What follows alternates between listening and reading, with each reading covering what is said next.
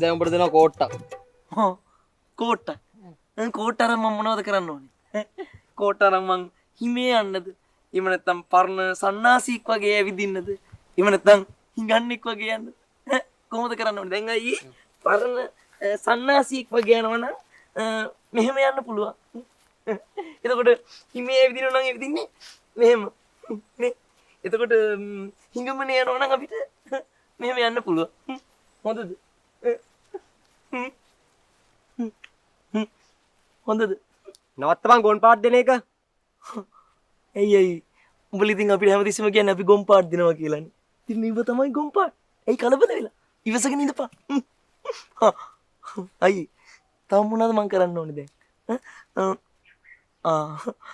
අර අතන වාඩිලා ඉන්න අක්කටයි අයියටයි මේ කෝට්ට රෝස මලක් වගේ දීලා ඉඹලා ඉන්නද? මොකද කියන්නේ? හරි. උඹට පුළුවන් නම් අර අයියා ඉස්සරහ යක්කව ඉඹලා වරෙන්. හරි. මං ගිහින් ඉඹලා එනවා. හැබැයි ඒ අක්කගේ හිත මට වැටුනොත් එහෙම ඕගොල්ලෝ නිකන් කලබල වෙන්න එපා. ඔට්ටුයි උඹට බෑ.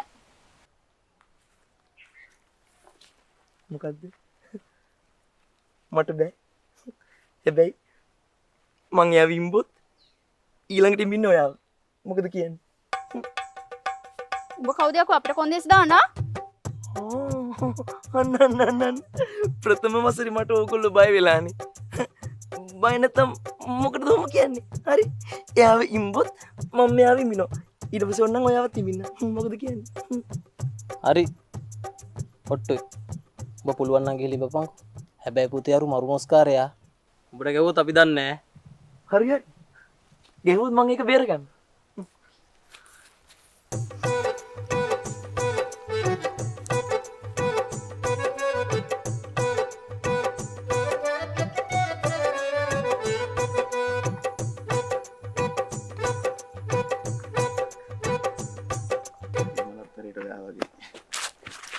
මොකද යකෝ?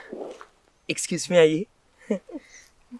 ඔබ පෙම් කරන ඔබේ කුමාරි පෙර දවසක මා පෙම් කරන සඳ ඔබට ආදරේ කියන අයුරින් මට ආදරේ කියා තිබේ.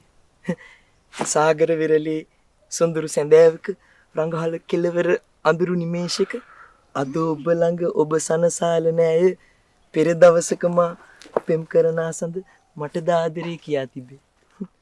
සක්මන් මළුවක දෙපා ගෙවෙද්දී දොඩමළු පෙම්බස් ගිලිහි යද්දී මා තනිකර ඔබ වෙතට පැමිණියේ සන්හස සංගවා දෙනිත නුරාවෙන් මට ආදරේ කියා තිබේ.